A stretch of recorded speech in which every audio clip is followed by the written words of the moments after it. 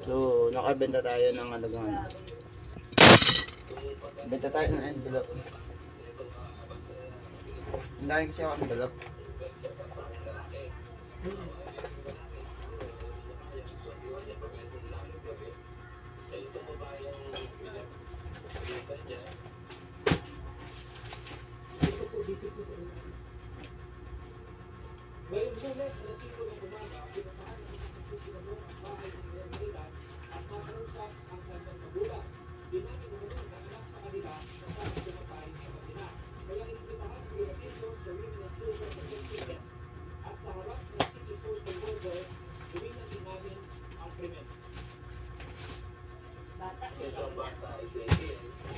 So, meron tayong ganito. Baba na natin sapatos. So, meron tayong ganyan, guys. Makita nyo. Yan. Ito naman, malaking ano to. Malaking papels to. Malaking bag. Dati ang laman nito, kumot. Kumot. So, ginamit ko siya kasi lagay ako ng mga papeles ko. Papel. Yan. So, meron din tayong ganito. Yan. Meron yung mga A, B, C, D, o. Yan. Lagay ng mga papers. So, pakante.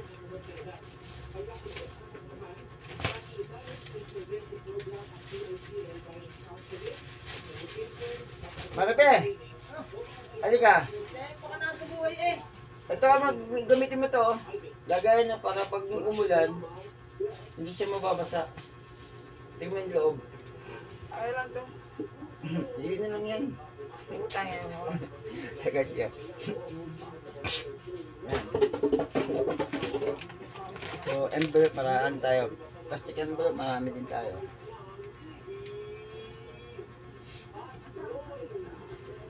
TV Patrol.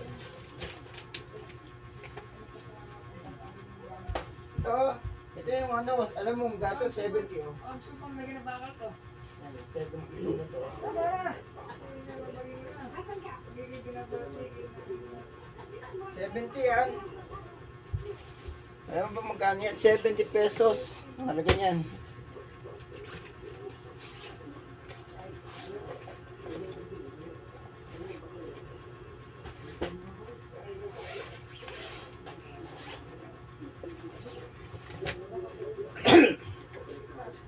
Alam mo kung saan ko pinibili yan? Sa junk shop. Ano? Sa junk shop. Ano? Sa ito ko. Oh. Junk shop lang yan. Wow. Junk shop lang yung galing.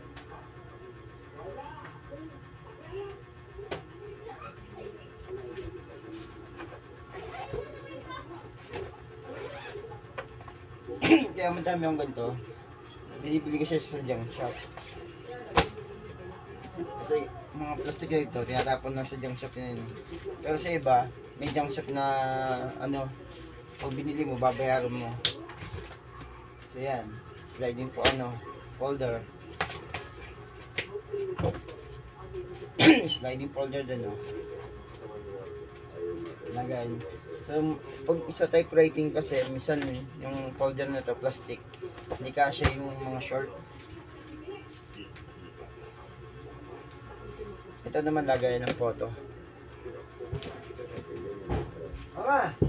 Ito mas mahal. Lagay ng picture. Yan. Lagay ng picture yan.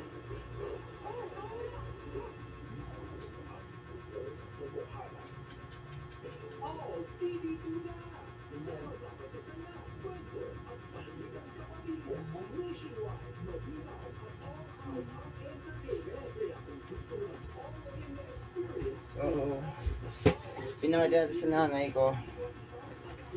Hindi yan. Hindi ko yan sa junk shop. Ayan, lagay natin ito.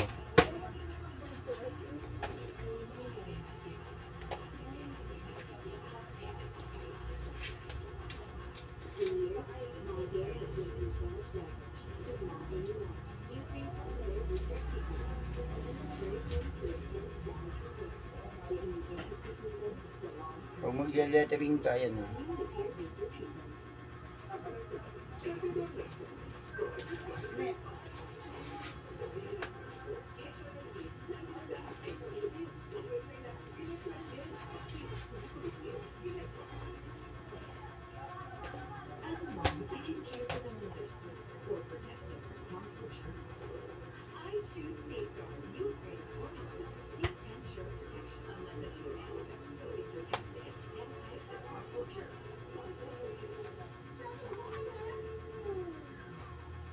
San Miguel niya.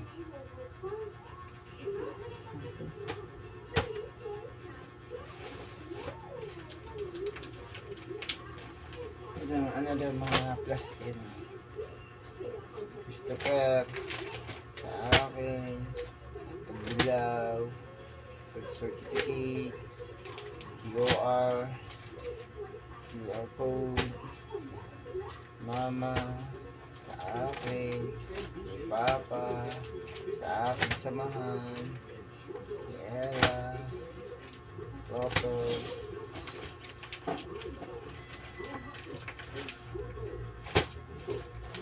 ang aking notebook, yung civil service, yung Cornelec, yung sa cemetery yung tatay ko, yung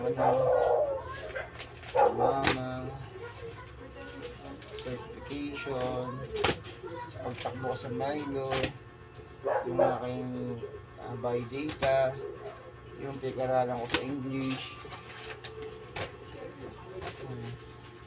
walang laman. So, yun yung laman ng traveling pag-prepon. So, yan.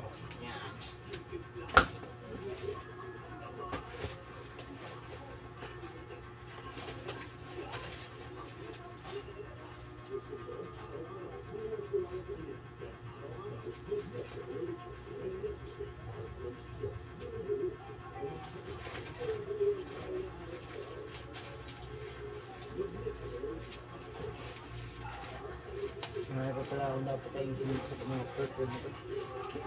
So, nakabula.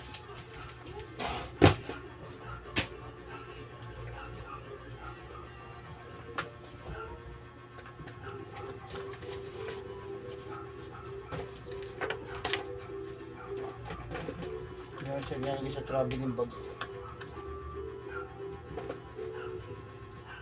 Definition of communication.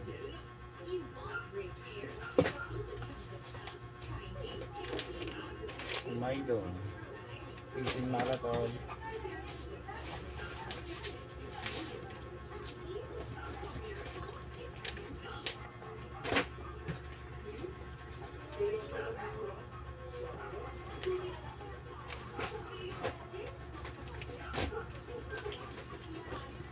ako kasi ginagawa ko siya, bagang papeles ng tatay ko. Ayan, nung namatay siya, meron ako yung mga binabayaran sa munisipyo, yun, mga ganun. By data ng tatay ko, ibang envelope naman yun. By data ko, resume ko, ibang envelope din yun. Basta yung by data resume, isang plastic envelope na yun. Picture ng nanay ko, ayan, gaya niya. So, isang envelope na yun. POR ko, high school, yun, isang envelope din yun. Bawa naman yung certificate ko sa envelope din yan. Ay, pasabihin niya, yan.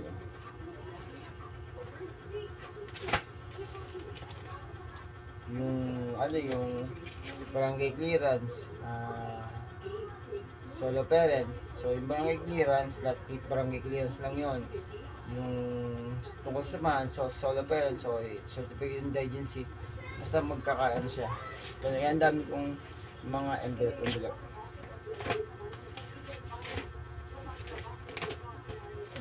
So, ito, inaabangan ko lang yan sa mga junk shop. May mga plastic na ganito. Binibili ko na yan. Kagaya ito. Binili ko, mahal yan.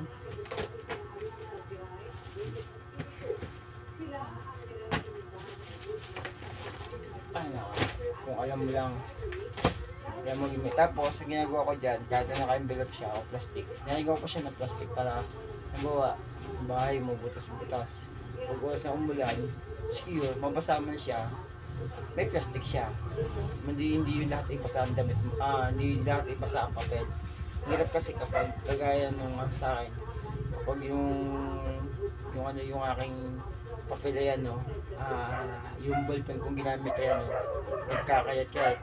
Pag kasi nabasa ang papel, tapos ang gamit mong ballpen ay parang sa printer, pag pigment, kahit magbasa siya, hindi kumakalat yung ink. Pero kapag dye, pag oras nabasa yung papel, na meron siyang dye na ink, yung yung pagkakaprint nun, magkano yun, magiging siyang kalat-kalat yung ink niya. Kaya mas maganda yung pigment. Kung sa ballpen, dapat mga ballpen na kahit mabasa siya ng tubig, hindi magkakalat yung ink. So yun lang naman. Sinishare natin yung stories. So back to loob na to. Ipakita ko na. So yun lang. At least may idea kayo. Kunin niyo yung mga points na maganda para sa ugali ko. Pero karamihan sa mga vlog ko, hindi siya kapupulutan ng aral kasi may mga kwento ng buhay ko na hindi naman talaga values information, hindi siya yung good influence kundi bad influence. Pero may mga video din ako na kinukontent ko na ay maganda yung katangian ni Kuya Michael, ng Sir Michael, kasi gusto ko maging kagaya din ng maingat sa gamit. So yun lang naman, pero may mga ilang video na hindi ko nirecommend na panoodin nyo ako. Kasi nga doon, may mga away ng pamilya, sumbatan, awayan, yung mga sama ng loob. Kaya hindi siya good. So ako naman, kaya naman ako ng vlog. For personal use din naman. Kasi ang hirap sumikat, ang hirap maging bida sa isang social media. So ako naman, para bang ginagawa ko lang siyang diary lang yung buhay ko, yung malungkot na kwento ng buhay ko, binibidyo ko yung masaya, yung mga katangian ko na dapat nyong gayahin na maganda, di gayahin nyo. Pero may mga pangit na videos na sinishare ko na tungkol sa buhay ko. Ayan, tawa. So, yun ang kunin nyo. So, yun lang naman for the vlog short stories. Yung masama at mabuting comment, wala naman pinagkaiba yun. Paborito sa mga channel. That's all. Nantok ako